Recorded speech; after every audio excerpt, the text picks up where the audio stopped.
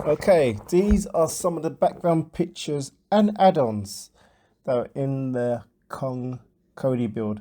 This is a pretty unique build. You've got a screen, picture, background in the middle.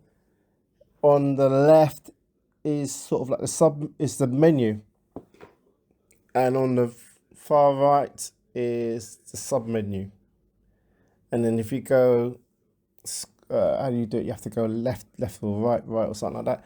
It'll take you down to the widgets that are on the bottom of the page. All right then guys, enjoy. Thank you very much. Thank you very much.